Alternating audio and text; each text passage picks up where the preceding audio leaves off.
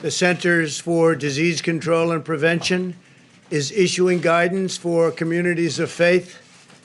I want to thank Dr. Redfield and the CDC for their work on this matter and all the other work they've been doing over the past, what now seems like a long period of time. Today, I'm identifying houses of worship, churches, synagogue, and mosques as essential places that provide essential services. Some governors have deemed liquor stores and abortion clinics as essential, but have left out churches and other houses of worship. It's not right. So I'm correcting this injustice and calling houses of worship essential. I call upon governors to allow our churches and places of worship to open right now. If there's any question, they're going to have to call me, but they're not going to be successful in that call. These are places that hold our society together and keep our people united.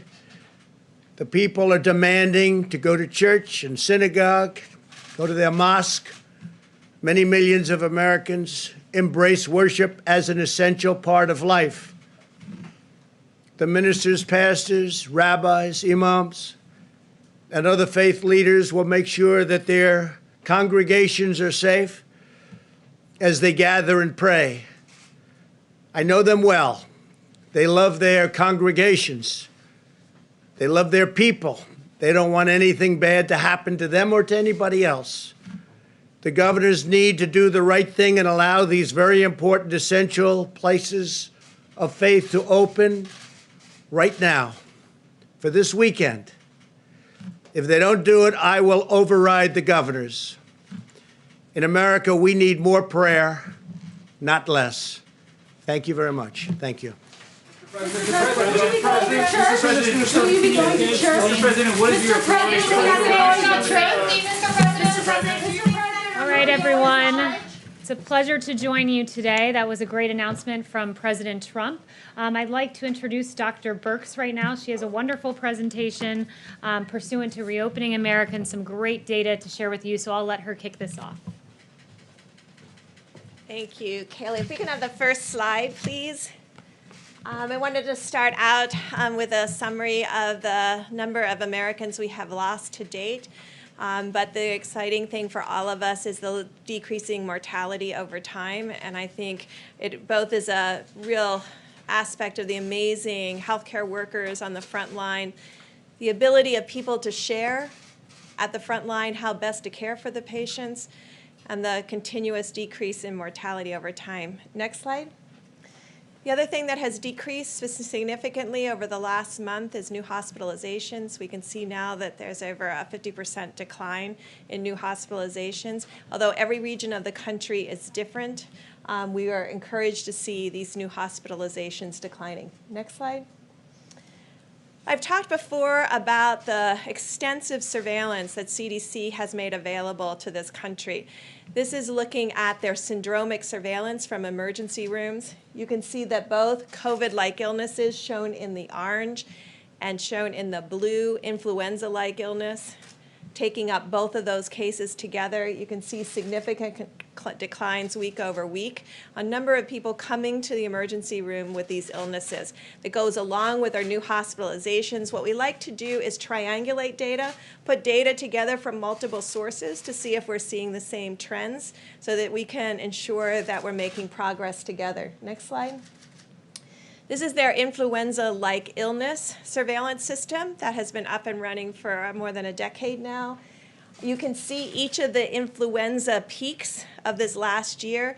I think that's very important to remind people of because we had influenza A, influenza B, and then we had COVID-like illness. And while we know it's COVID, that's the last orange peak. What we really find encouraging is across the country, we are below baseline. Why is that particularly important? Now, these are reported state by state, county by county. So each county will be able to see precisely where they are. And then if there's changes in this, it becomes yet again an early alert system. So I've showed you two early alert systems. One of them, emergency rooms visits based on our syndromic illness qualifications. that the CDC has up on their website, and then the influenza-like illness. And again, to the American people, all of these are available on the CDC website under COVID-19 cases and surveillance. Next slide. Now, I want to show you, I'm going to go through these very quickly. This is where we started. This is influenza-like illness. The red, and the darker the red, the more significant the influenza-like illness is in that state. So you want to get to green. So this is the week ending March 28th. I think many of us can remember what that week was, and this was when we were at the very beginning of our acceleration into logarithmic phase. Next slide. This is April 4th. You're starting to see some of the states already turn green. Next slide. April 11th, more of the country. Next slide. April 18th. Next slide. April 25th. Next slide. May 2nd, and you can see, and I really call your attention to, there's a orange area on this slide, and you can see that it's the Maryland area, and we've been calling that out for a while, the high plateau in Maryland. You can also see Minnesota and Wisconsin. Next slide. And then you can see Wisconsin still. You can see Maryland is yellow. Next slide.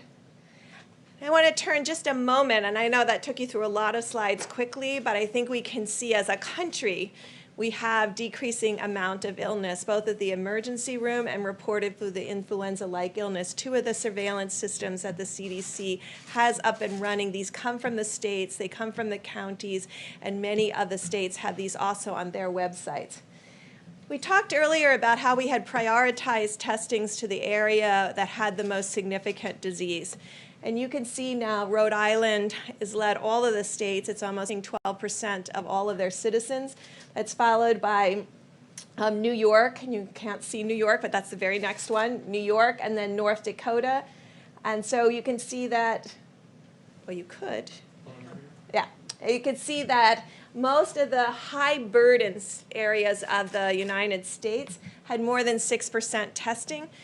That's when I think you heard from Admiral Giroir, we wanted every state to test at least 2% of their population during May. You can see 100% of the states now are over 2% of their population. And we'll fix this slide so you can see every state, but many of the states now are over 4%.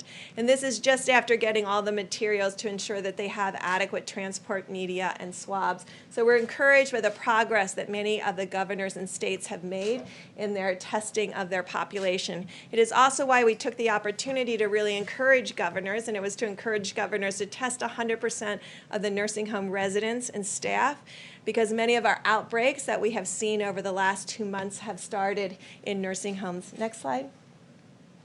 Now, this is a complicated slide, but this is trying to show you how we triangulate data. So I took you through our surveillance systems. I've taken you now into the start of how we use laboratory data to really understand what's happening both in the metros and at the state level. This is every single state. And you can see the triangles, the top part that you can see, the little triangle-y pieces are the diamonds. That is where the states were in the number of positive tests. This is the nucleic acid test. This is diagnosing virus in your nose.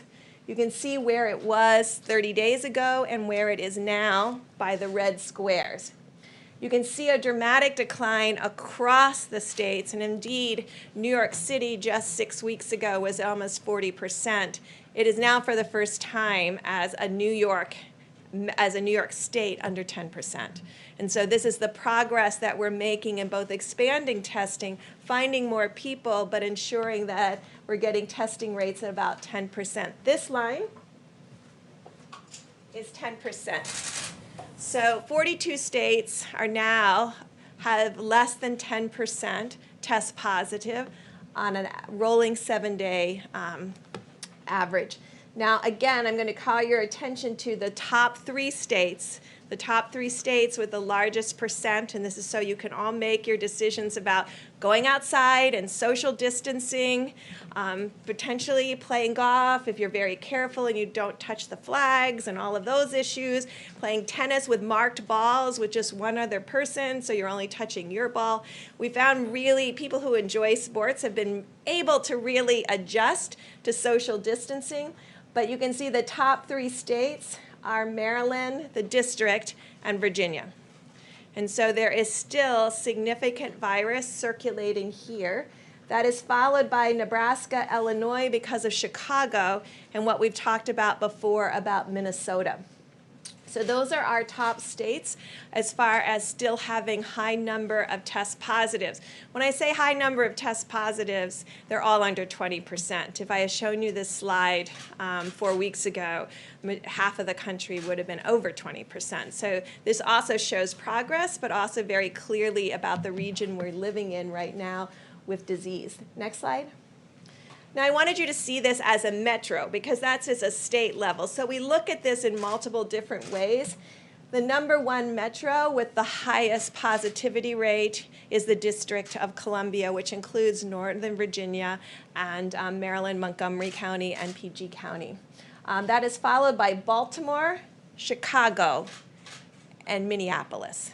And so these are the places where we have seen really a stalling or an increase of cases, as in Minneapolis. You can see all the other metros are almost all exclusively below 10%.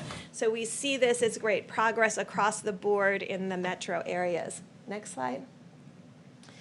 So we also look at daily cases and daily case numbers, and I know that you all know that that's a very erratic, and it depends sometimes on how the tests were reported, how the case were reported, and so you often have to look at it over a 3 or 7 day period. This is looking at daily cases on a 7-day rolling average. You can see the number one at the top peak that has now come down dramatically is the New York metro area. Underneath that, you can see our concerns about Chicago and our concern in the yellow line of the Washington, D.C. area, because these are two areas that went through their logarithmic phase and are now at a high plateau with an unchanging number of cases day over day. That's the orange line and the yellow line. You can see that the daily case numbers per 100,000 are below the yellow line and the orange line of Washington, D.C. and Chicago. And that's New York and Boston and many of the others. Providence is also up as a per 100,000. And that's the way we like to look at it because we can really then understand it in relationship to populations. The other groups that have very low levels that once had a peak, this is Detroit, very low level now. This is Boston in the gray, which has come way down also. And you can see down here is Atlanta and Miami. Next slide. Now, sometimes, and I think recently there have been publications about where the world was before we started the Stop the Spread and before many states shut down. And just to take you back to that moment, on March 14th, before Stop the Spread, this is showing New York. I didn't even put March 14th on there because New York on March 14th had less than 50 cases reported. Chicago had less than 10. Washington had less than 10. LA had less than 20. The large state at that time that had a significant number of cases was the Washington area, Washington state, which had 100 cases. On March 14th, we had about 500 cases distributed around the United States, not in any dramatic hotspot per se, but the majority of those cases and the hotspot at that moment was Washington state. This is how the New York metro area, which includes obviously northern New Jersey, northern parts of Pennsylvania, parts of Connecticut and Rhode Island, and the dramatic decline that they've had in the number of cases. And I know you know that also mortality has started to decrease in that northern New Jersey and New York area. Next slide. But I wanted you to see how we bring all this information together on a daily basis. The red line in this graphic are the emergency room visits. So those are the syndromic visits that I discussed with you at the beginning. The blue line is the test positive, and again, it's very erratic because of the reporting of when cases sometimes from the entire weekend are added on a Monday morning. And then you can see the actual case numbers in the black bars. And so that's how we bring everything together. And what we want to see is all of the items trending down. We want to see the number of positives that you find because we really have states now looking for asymptomatic cases. So we want to ensure that both asymptomatic cases, symptomatic cases are all declining as shown in the blue line, that emergency room visits are declining and the actual case numbers are declining together. And of course, then there's mortality behind that in the green lines that are green bars that are hard for you to see. Next slide. But this is the Washington area. And so that's why I want you to see that contrast. You can see there's not been that dramatic decline in the blue line. There's not been that dramatic decline in the black bars of cases. And there's not been a dramatic decline in the emergency room visits with COVID-like illnesses. So even though Washington has remained closed, LA has remained closed, Chicago has remained closed, we still see these ongoing cases. And I've asked the CDC, and the CDC is working with the local areas in Chicago and this area in LA to really understand where are these new cases coming from and what do we need to do to prevent them in the future. Next slide. This is Chicago, again, just to show you going up into this high plateau that has been fairly persistent. Next slide. And this is Los Angeles. So you can get a flavor of where we have concerns, of where cities have remained closed and metros that have remained closed but have still persistent high number of cases. Next slide. So then I wanted to talk to you about outbreaks, because throughout this all, there's been a large part of America that has been in many states that have been really finding their outbreaks, containing those outbreaks by testing everyone and doing contact tracing, and then stopping them and stopping those outbreaks in their tracks, what we have been talking about everybody being able to do across the United States. And so this illustrates the counties that have had a 100% increase in new cases over the last 3 days. Now, the reason I wanted to show this is because I see more and more graphics out there that talk about cases going up versus cases going down.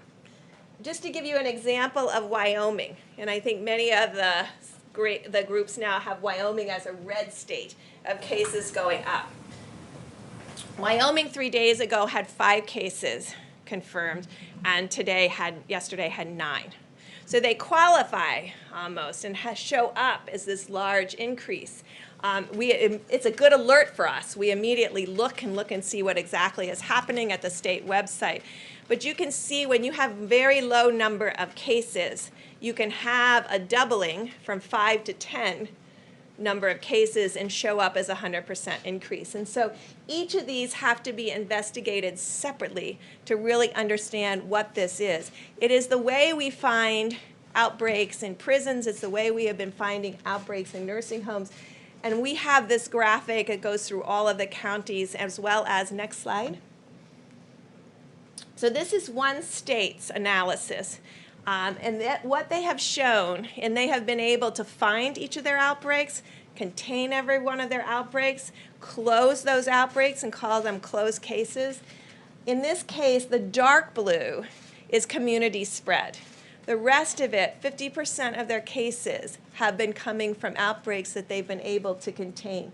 The largest group in this is meatpacking plants. And what they've been doing is going in and testing 100% of the individuals in the meatpacking plant and also finding 100% of the individuals that are associated with those individuals in the meatpacking plant.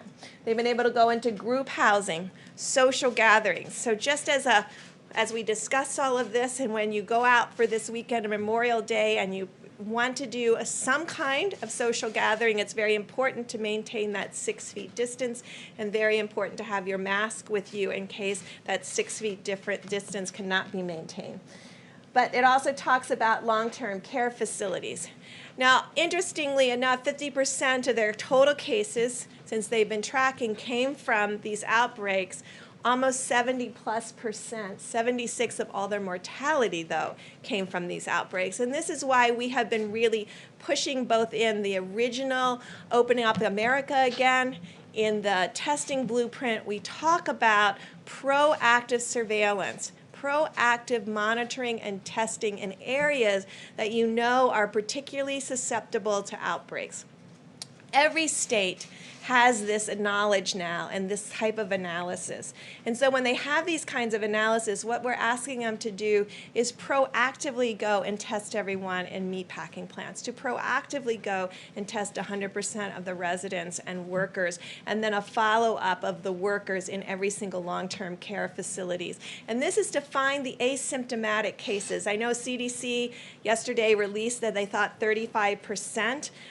We started with the understanding that we thought it was around 11 to 15% based on the experience with one of the princesses, but now we know it's at least 35. It may be greater than that because it may be so age dependent that there may be a lot of people under 30 that have the virus and are shedding the virus and aren't aware that they have the virus.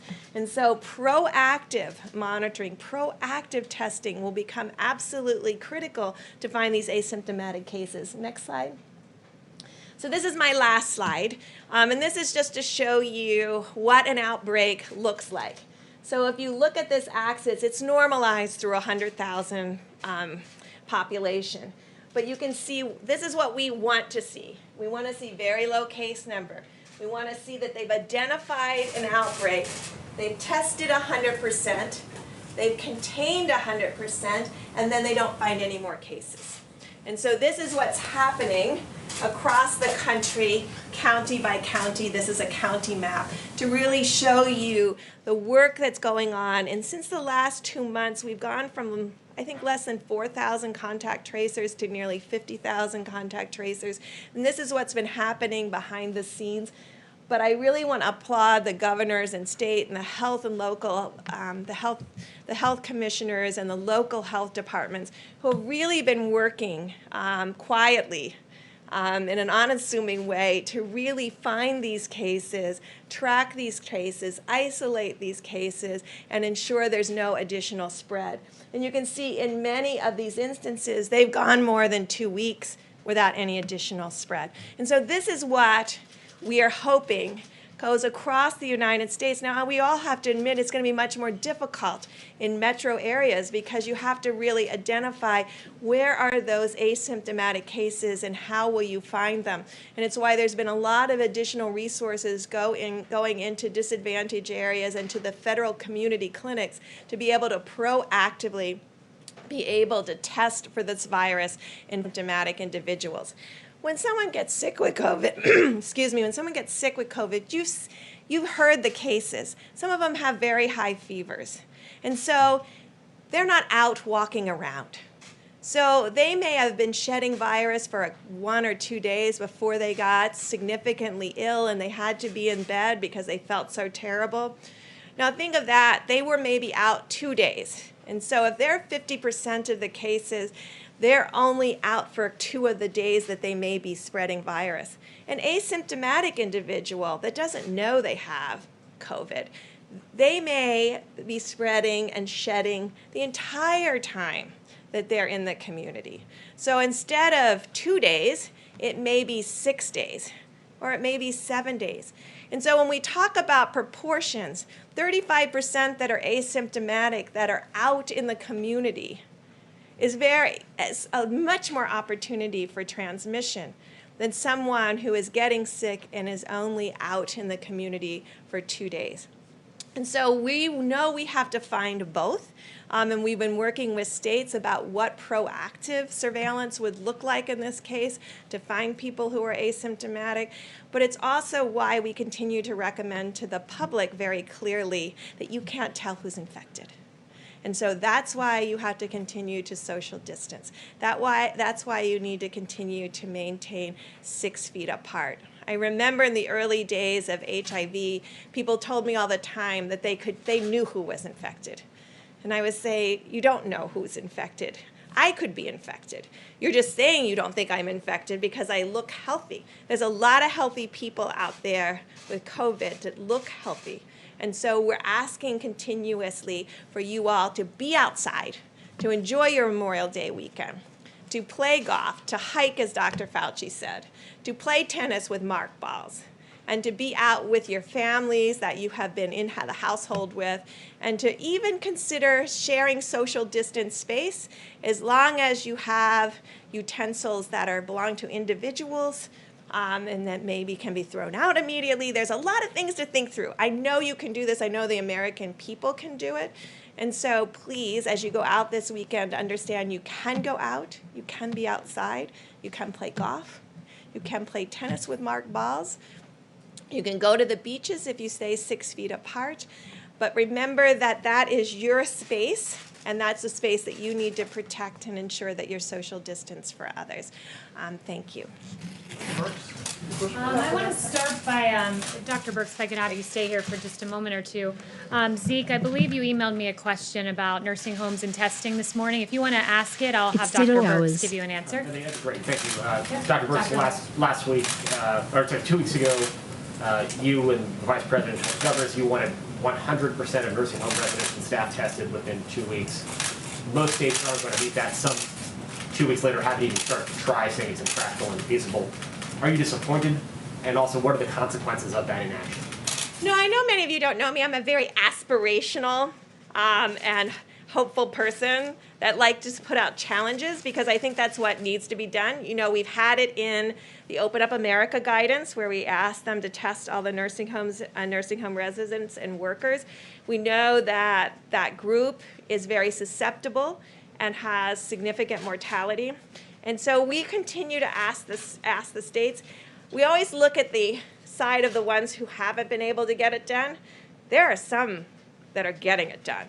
And I think what we will learn is from those who were able to get it done, how to do this more efficiently and effectively so that we can work together to ensure that not only we have the baseline testing, but we continuously test the workers within the homes to prevent any asymptomatic spread back to the residents once we show they're negative.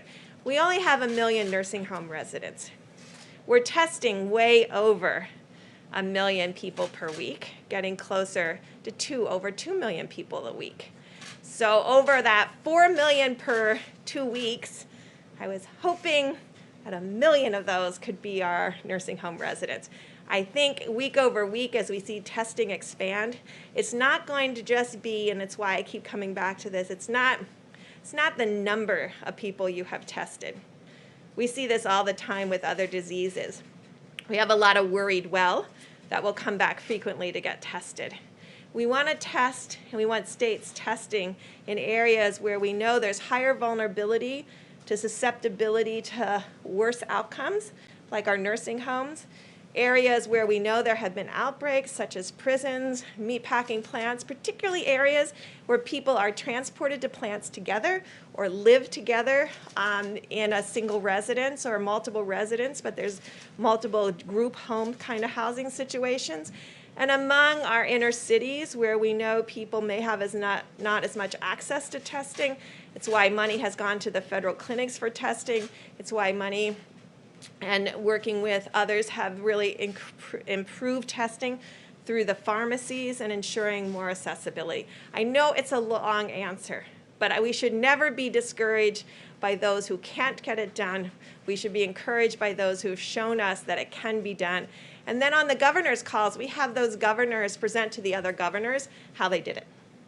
And following up on the president's announcement regarding places of worship being an essential and then having them all reopen, what guidelines and encouragement do you have for pastors, rabbis, imams, as they prepare to reopen? Is that appropriate nationwide right now? And what precautions do they need to follow if they're going to reopen their houses of worship? So I've checked, all 50 states have on their website what their new cases were over the last 24 or 48 hours. We're trying to get every state to do that by community, by zip code. So, because I really firmly believe a knowledgeable community can really make judgments for themselves. I think each one of the leaders in the faith community should be in touch with their local health departments so that they can communicate to their congregates. Certainly people that have significant comorbidities, we want them protected. I know those houses of worship want to protect them. And so really ensuring that maybe items Maybe they can't go this week if there's high number of COVID cases. Maybe they wait another week. But there is a way to social distance like you are here in places of worship. And I think what we're trying to say with the CDC guidance is there's a way for us to work together to have social distancing and safety for people so that we decrease the amount of exposure that anyone would have to an asymptomatic. And I say it that way because I know all of you and all of Americans, if they didn't feel well, they wouldn't go to church that day.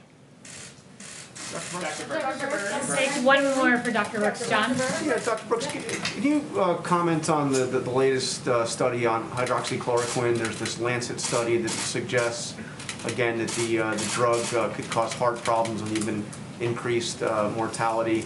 The president's obviously said that he's been taking it. What's your recommendation? What's your recommendation on using that drug as a prophylactic?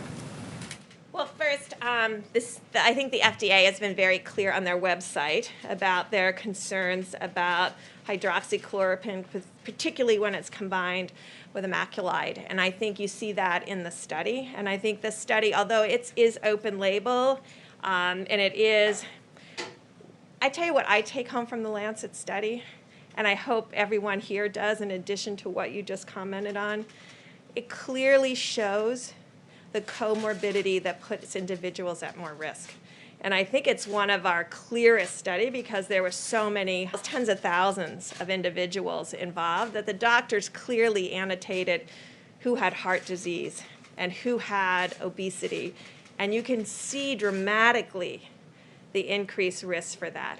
There are still controlled trials going on, both for prophylaxis and pre-exposure prophylaxis, as well as controlled trials looking at, in a hospital setting, how these drugs do. And I think those are still pending.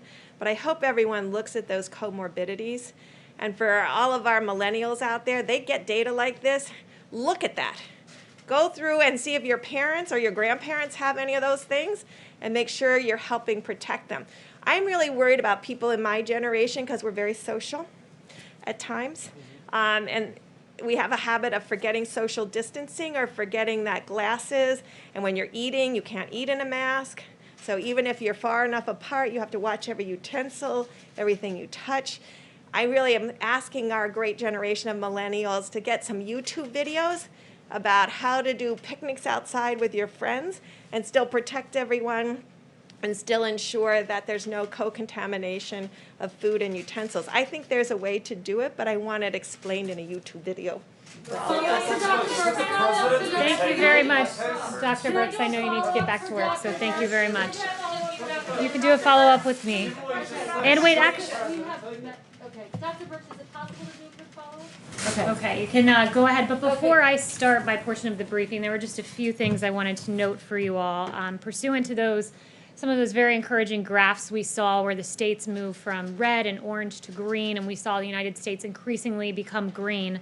It's encouraging to see that America's reopening alongside that, with Homebase, data from Homebase noting that 2/3 of America's small businesses are opening. An Open Table study said Americans are now starting to dine out again. Another Homebase study, 67% of local food and drink businesses are open. Apple is saying Americans are driving and walking at near normal levels. And Google mobility data reflects the same. So it's encouraging to see America start to reopen and the great work President Trump has done for the faith community going into this weekend. We have a First Amendment. It's very important that we protect that. And these churches, these synagogues, these mosques, they are essential, and President Trump underscored that.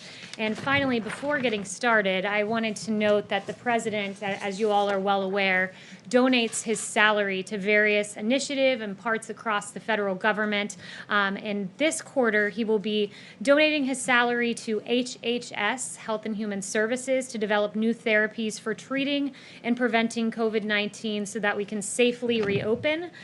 Here is the check, amounted to $100,000 that will go directly from President Trump and his paycheck that he does not take, but rather donates it to various noble initiatives, including in honor of COVID this time and those who have passed and the studies underway. He'll be donating it to HHS. And with that, I will take questions from you all. Haley, Yes. a couple of questions to follow up on the president's announcement. First, just to clarify, he came out and said, I'm calling upon governors to allow churches and places of worship to open up right now.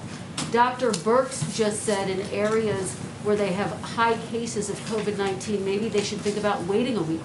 So which is it, and why the mixed messaging? That's up to the governors. As it's said in our guidance, we note that while many types of gatherings are important for civic and economic well-being, religious worship has particularly profound significance to communities and individuals, including as a right protected by the First Amendment. The president wants to see these communities open. Dr. Birx was integral to making these guidelines, and they lay out a pretty clear path for faith communities to reopen. The president said he's going to override the governors. Under what authority would he do that? And to your point, he said several weeks ago, this is all up to the governors. Well, I think you're posing a hypothetical, and I think we can all hope that we see governors. He would override the governors. You're posing a hypothetical, though. You're assuming that governors are going to keep churches shut down and keep mosques shut down and keep synagogues shut down. That is a hypothetical question, and we will leave it to these faith communities to reopen. And said if governors don't We'll listen leave to it to him, faith he's gonna communities to override their reopen. authority. And Kristen, I think we can all hope that this Sunday people are allowed to pray to their gods across this country. That's a good thing.